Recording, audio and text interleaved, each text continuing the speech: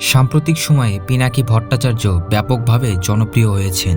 তিনি ফ্রান্সে বসবাসরত বাংলাদেশি প্রবাসী অনলাইন অ্যাক্টিভিস্ট, লেখক ও চিকিৎসক। পিনাকি ভট্টাচার্য 1967 সালে বগুড়া জেলার জলেশ্বরীতলায় জন্মগ্রহণ করেন।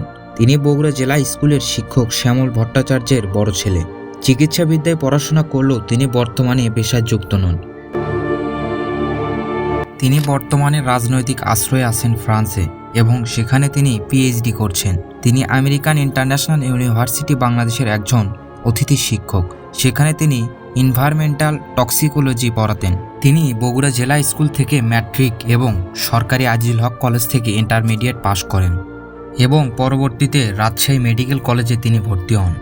রাজনৈতিক জীবনে তিনি বাংলাদেশ কমিউনিস্ট পার্টির সাথে যুক্ত ছিলেন, কিন্তু তিনি বর্তমানে এখন কোনো দলের সাথে যুক্ত নেই। এছাড়াও তিনি অসংখ্য আন্দোলনে যুক্ত ছিলেন।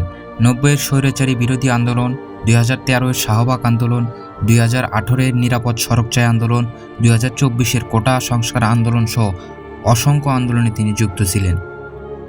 পিনাকি ভট্টাচার্য বাংলাদেশের কমিউনিস্ট পার্টির সাবেক সদস্য হয়ে বামপন্থী রাজনীতির সাথে জড়িত ছিলেন। বাংলাদেশের রাজনীতির ইতিহাস ও অন্যান্য বিষয়ের ওপর 18টি গ্রন্থ রচনা করেছেন। বর্তমানে তিনি জনপ্রিয় অনলাইন অ্যাক্টিভিস্ট। ইউটিউব, ফেসবুক, টুইটারে সক্রিয়ভাবে আলোচনা করেন।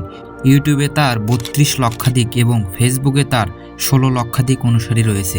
তিনি বাংলাদেশের ইতিহাস, চলমান রাজনীতি, মানবাধিকার বিষয়গুলি এবং পার্শ্ববর্তী দেশের ইস্যু নিয়ে লেখালেখি ও ভিডিও বানিয়ে থাকেন। 2018 সালে নিরাপদ সড়কচাই আন্দোলনে শিক্ষার্থীদের আন্দোলন চলমান অবস্থায় আলোকচিত্রী শহীদুল ইসলামকে গ্রেপ্তার করে পুলিশ। একই সময় সামরিক গোয়েন্দা কর্মকর্তারা পিনাকিকে ঢাকায় তাদের সদর দপ্তরে ডেকে পাঠায়। কেন তাকে ডেকে পাঠানো হয়েছিল সে বিষয়ে তারা বিস্তারিত কিছু বলেনি। পিনাকি গোয়েন্দা কর্মকর্তাদের সাথে দেখা করতে না গিয়ে আত্মগোপনে চলে যান।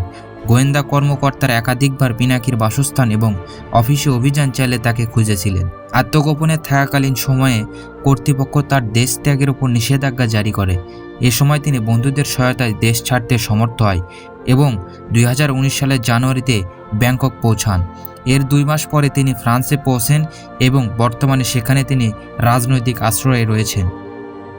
ব্যক্তিগত জীবনে পিনাকি তার রাজশাহী মেডিকেল কলেজের সহপাঠী আঞ্জুমান আরা বেগমকে বিয়ে করেন এবং রোসেফ আঞ্জুমান শুভ নামে তাদের একটি ছেলে সন্তান রয়েছে।